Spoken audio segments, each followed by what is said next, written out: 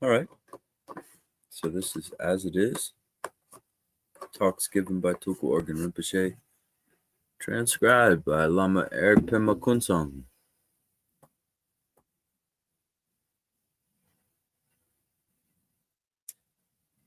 This would be the chapter entitled Iron Rod Technique.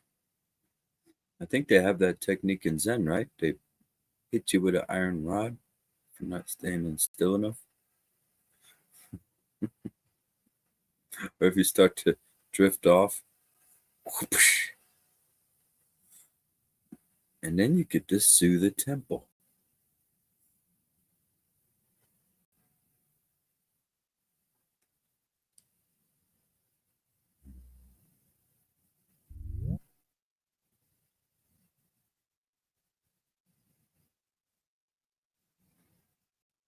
So student is asking, when I recognize Rigpa, all thinking dissolves, but the appearances of sights, sounds, and so on do not disappear. What is the difference between experience and thought? Rinpoche replies, there is no need to block experience. Man, if I had some turntables right now, I'd be repeating that part. There is no need to block experience. There is no need to block experience. There is no need to block experience. This is the technique. This is Dzogchen. It's not even just Dzogchen. This is the sublime method, the one that works. Run it back down. There is no need to block experience. That's what I need, Yeshe. We need turntables. I could just present this in a more exciting way, you know? I could scream out like a DJ. Simply avoid fixating on experience. You're labeling. Yo, throw your hands up and avoid fixating. I'm going way too far into this. Okay, let's get back to the text. Yes, he can't scroll, so he can't hint to me to get back to the text. Maybe he could just move it like this. Yes, she do that. Yeah, come on, like you dangling in front of a dog toy. Okay, what a great opener. Let's not lose sight of the question. Students asking difference between thoughts and sense experience. See what Rinpoche says. Simply avoid fixating on the experience and labeling it. It is very hard to avoid experiencing. In fact, if you really want to avoid experience, you'll need to have someone knock you out with an iron bar. That's one way to avoid experience. Okay. It's a very vivid metaphor. So, if you want to totally stop encountering anything and experience no mind, perceive no appearances, have your friend give you a hard whack over the head. You just can't give that kind of advice anymore. It get you in trouble. Tulku told me to hit you with a baseball bat. Then you will succeed, at least for a while, when both thinking and perception cease. There is this state we call utter oblivion, which is mindless and without thought. That state resembles the original cause of ignorance. Oh, so it's like a stupor, right? This is a famous kind of stupor that gets described in the Dharma. And we can relate it probably to space or even water. Sometimes when we're drunk, we feel like we're drowning in a kind of ignorance or a kind of, we're not all there. Kind of. And by the way, the element of water corresponds with Vairochana, the wisdom of Dhammadhatu, and the klesha of ignorance. So we can safely say that. When both the thinking and the perceived are halted, your samsaric state is only put on pause, on hold. Halt, you thinking mind. I love that. Imagine if we could do that to our thinking mind. Well, we can, and people do. In other practices, they're basically saying, breathing in, halt, you thinking mind. Breathing out, I'm halting the thinking mind. And they try to stop their thoughts. That is a technique, not one I would advise. That's where you're stopping the natural flow and kind of congesting it. So the true way is to be untainted by the perceiving mind and unspoiled by fixating on the perceived objects. But that doesn't mean that the wakefulness is somehow interrupted. Not at all. If your training is for the purpose of bringing thinking and experience to a halt, you must have somebody knock you out. If you prefer, you could also do it by yourself. Oh, Jesus. You don't need to have somebody else knock you out. I mean, that would be tricky, because what if you don't knock yourself out the first few times? You just sitting there really trying. You could really hurt yourself, trying to do that. So every time you wake up, take hold of an iron bar, if that's your training, and knock yourself out. You could get quite good at it after a while. Look, that time I knocked myself out in the first try. This is funny. Tulku Urgyen Rinpoche must have been a hoot. So this is quite easy to accomplish. As soon as you regain, I mean, he's really going in on this. As soon as you regain your senses and start to have one thought, immediately hit yourself in the head. This is freaking hilarious. He's actually prescribing this like a yana, the iron rod yana. It's even simpler than Dzogchen. Wow. Maybe I should teach that method. Sounds a lot more fun, but we'd probably be in jail pretty soon. Okay, so it doesn't actually sound fun. It sounds horrible. It sounds horrible right now. So anyway, this will help. I was thinking at first as a cartoon, as a cartoon like thing, it sounds fun, but when I imagine it in real life, wow, your meditation hall would be full of blood and knocked out people, and it's just not good.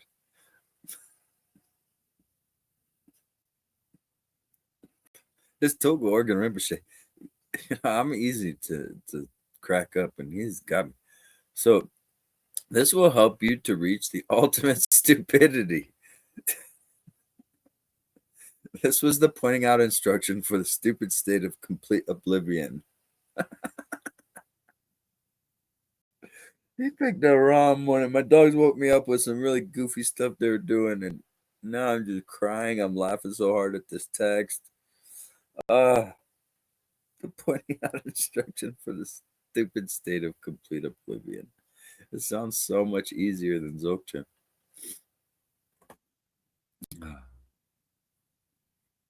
Okay, guys, who wants a pointing out instruction? I think I got something here. All right. All right, Dundrup. I'm going to whack you upside the head. Actually, you can do it yourself under my guidance. Find the heaviest pole, but still being able to hold it nicely. And then hold it directly in front of you, maybe about 2 feet here. And then as you go to hit yourself in the head with the pole, make sure you lean into it with your head. So lean in and hit at the same time.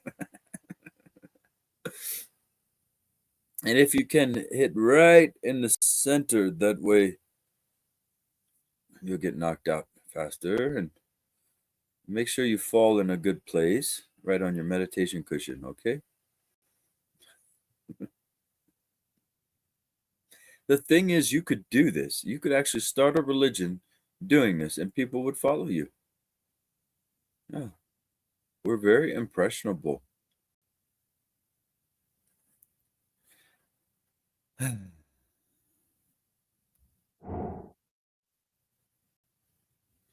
Yeah. Well, if they follow all the extreme variants of these other religions, then of course they would follow the glorious yana of the iron rod.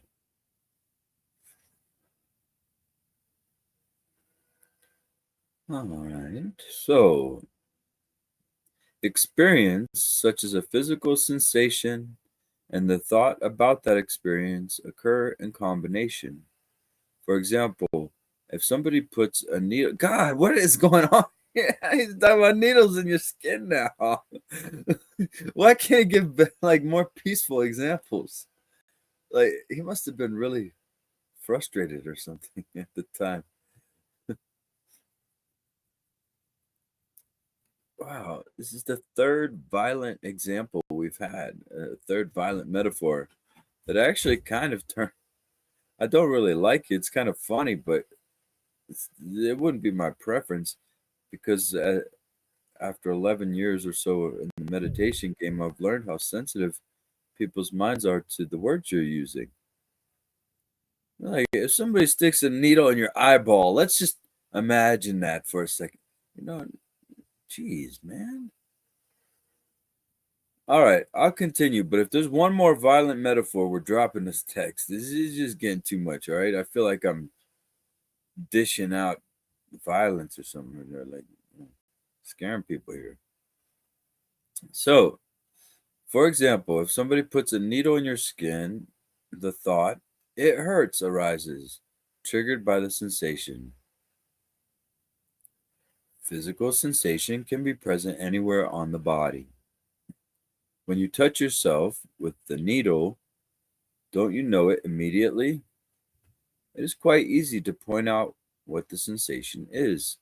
Just take a needle and prick yourself. Do not use a knife. That's a little too risky. What the hell? Okay. You won't die from a needle, but put a needle in a corpse and it won't feel anything. There won't be a reaction, will there? Right now, there's a mind in this body. So if you want to be completely free of physical sensation, you need to die. A corpse doesn't feel anything. That was about sensory experience. In the moment of recognizing mind essence, sensation does not take place, but it's an empty sensation. This means that the impressions of your five senses are vividly experienced, yet they are indivisible from emptiness. Ah, see, I feel in Dzogchen Mahamudra many people are missing this. They actually start to exclude the external environment or continue to draw a hard line there by doing even light gazing, sky gazing practices can catch you up in a subject object dichotomy. No, I'm not going to do it. But yes, you can get caught up in these little practices, in these little points of view. Oh, look at that light phenomenon. No, rest in your mind. Let it all be one mind. Try it. We're so programmed to be in duality. And most of our cultural aspects and religious aspects, uh, they tend to reaffirm that duality. They tend to keep us locked in. But here it's very nice because he's again saying the five senses are vividly experienced. So that's why in our 10 minutes, it's typically I invite you to just rest with your eyes open and feeling all these senses. Of course, nowadays they say we have anywhere from, I think it's 22 to 23 senses. But I'm pretty sure you can classify a lot of those within the sense of touch and within the sense of hearing or feeling. Even hearing is a touch thing, right? And you have these thermoreceptors and everything, mechanoreceptors that tell you about. He's talking about mechanoreceptors right now, right? The little receptors on your skin that when you feel something, they send an electronic signal, supposedly, to the brain. And I'm sure there is electricity being transferred there, but I don't think that's all that's happening. That's the only mind that's involved. Right? Okay, so, but the point here is that we want to continue to incorporate, even if it's awkward or uncomfortable. One of my easiest examples could be when I first started doing physical meditation groups. I couldn't really look at everybody. I was kind of shy, or maybe kind of just going back into my mind. And I look at them and feel all their thoughts and their energy and whatever it is. And basically it'd be like, nope, I'm not going to look at that. But now, if I rest in space like open compassion awareness, then people can look all day long. No problem. Their energy can be there all day long. They could be very excited even. And I think now I'm able to handle that in a more real way by resting in the presence and then inviting them to rest into the presence. Right? We can do that for each other. We can, by us ourselves being in the presence, we invite other people. Us ourselves being compassionate, we invite other people to be compassionate. It works quite well with compassion. That's why if we choose kindness, even on a provisional level, it's very, very powerful. It spreads like fire. The second you're nice to somebody, they will be nice to somebody else, and it just spreads. But the same goes for anger.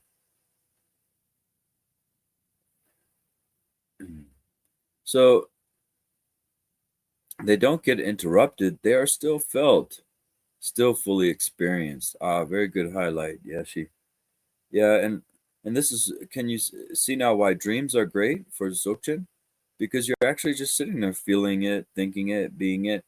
And as your awareness gets stronger, your whole dream is then within your awareness. Very powerful, and it's a kind of colander then. There's a kind of harmony going, self-harmonization happening as you dream.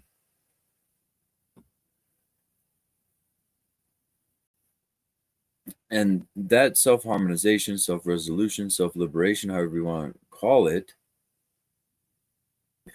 happens when you get into a fight with somebody, when you get into a fight with yourself, when you're dropping stuff and bonking your head and hitting yourself with an iron rod, whatever you're doing, you'll start to have realizations there, truly.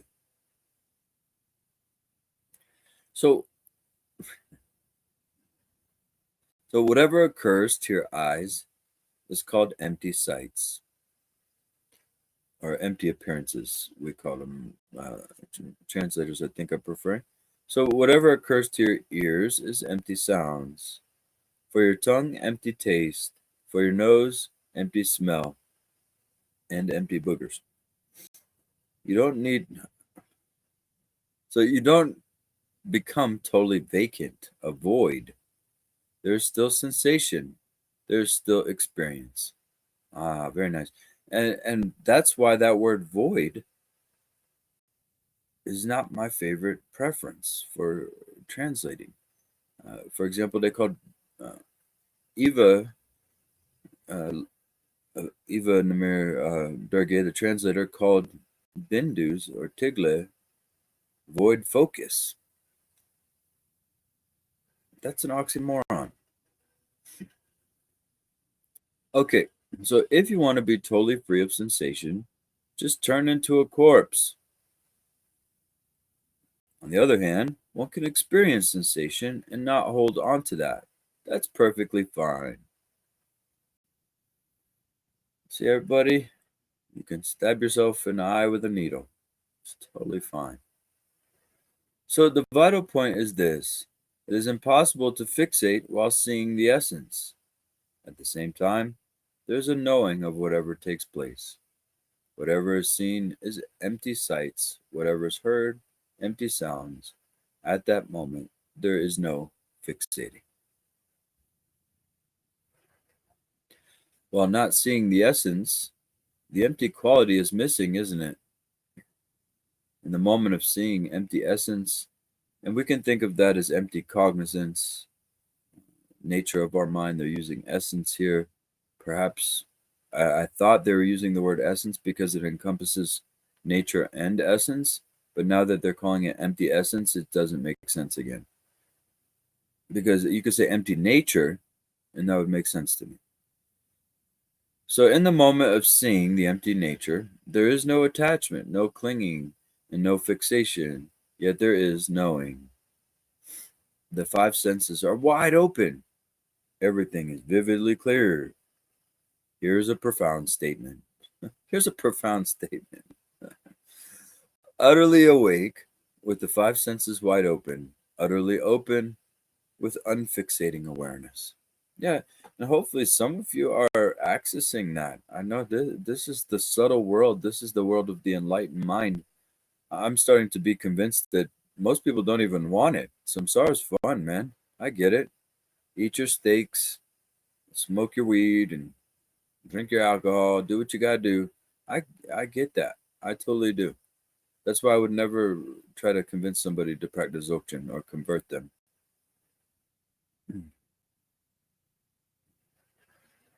But if you're coming to this level, if you're actually interested in liberation and taking it this far,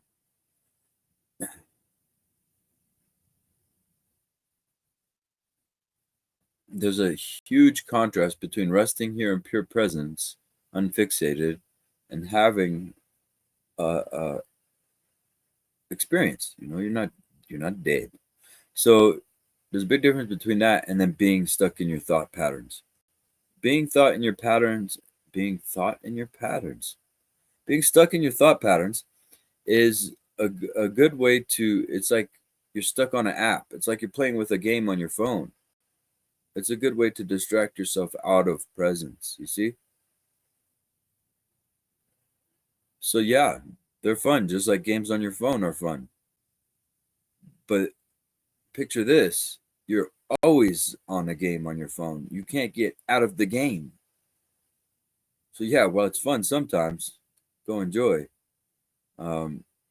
It's not fun when you can't get out. It's the Hotel California then. Okay? So this complete openness, called Zangta in Tibetan, means not attached to anything, not fixating on anything.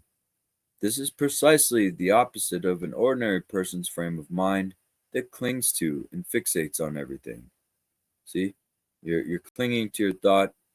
You're driving around in your thoughts thinking that they're going to resolve something, that they're actually going to accomplish something, when all they're really doing is perpetuating your state of consciousness, whatever it is, sadness, hurry, worry, fear.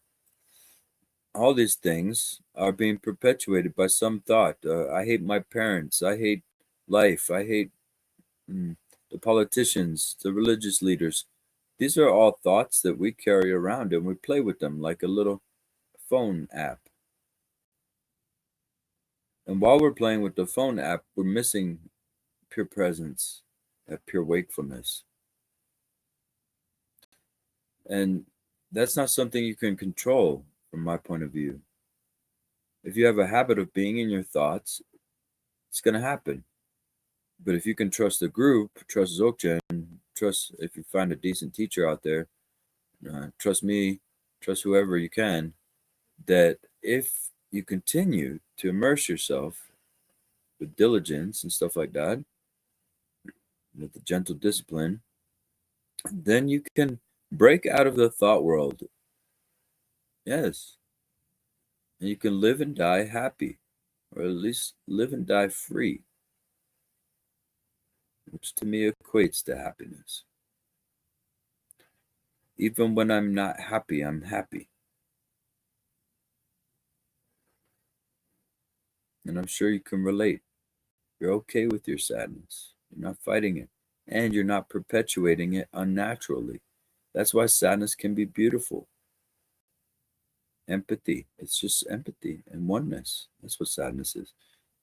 So a lot of these things can be very beautiful. These feelings that we we kind of had aversions to. But without fixation, leave them alone. Jealousy, for example, can be fun. It's a fun way to kind of, when you don't think about it too much, when you don't fixate, let that initial feeling of jealousy be. It's a type of empathy. Pride, the initial feeling is just really a feeling of arousal. The dogs do it all the time. They're kind of like, I'm tougher than you. You know? But take away the thoughts of that, and it's just an arousal of energy. It's not so bad if you let it come and go. If you let it go, then you won't be a prideful maniac, right? Egomaniac. If you let it just be for a moment, you won't be this person who's consumed by pride. So all the feelings can be like that.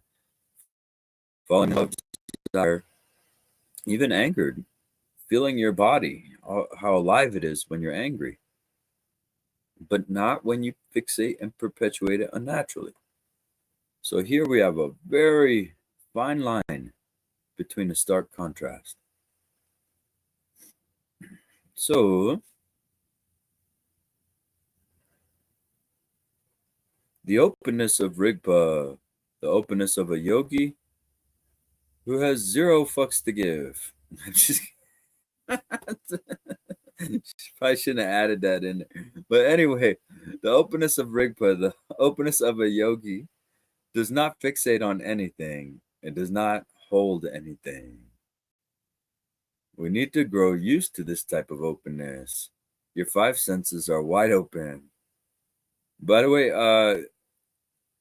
those of you who have partners or engaged in partnership, that means your sexual kind of experience too has a openness and a clear-like nature to it, right? I'm not going to go there, but just throwing that out there for you if you want to take that further, that you can make every part of your life feel like this. So wide awake yet thought-free. Remain in that state, utterly open. See right there, I don't think we can just remain in that state. I feel like our clouds have to kind of exhaust themselves. I wish so badly that people could just recognize it and stay in it. But the clouds of samsara are very tempting, they're very heavy, they tend to pull us back. So that's why you need to saturate a little bit with diligence into the view, into the Sangha, listen to teachings, things like that. So this openness is like a window pane of clear glass. Wasn't I just saying that in the guided meditation yesterday? That your knots, as they start to alleviate, dissolve, untie, it can feel clear, like your body, everything, your emotional energy, when your mind. Look at my brain right now. You can kind of see it's clear. If I was dredged down in thought, I'd be like this. You can watch debates like that. They're all like, like they got a weight right there. Okay. I think we can end at this paragraph. So, remain in that state utterly open. This openness is like a window pane of clear glass. It doesn't obstruct the view of anything from outside. It is totally transparent. This transparency is the same as not holding on to anything, not fixating on anything, an openness that has no division between outside and inside. Like the window pane, there is nothing blocking the view of what is outside and what is within. It is unlike this wall that is neither transparent nor open. We could use the wall as a symbol of being mindless. Struck with the iron bar, that's really mindless. Okay, we can stop there. That's a long answer to a question. Hopefully, I don't know why I'm so silly today, but hopefully you were able to make it through that reading. I think he got me. He cracked me up. I'm very easy like that. He got me with that iron bar stuff, man. It just escalated from there into absurdity.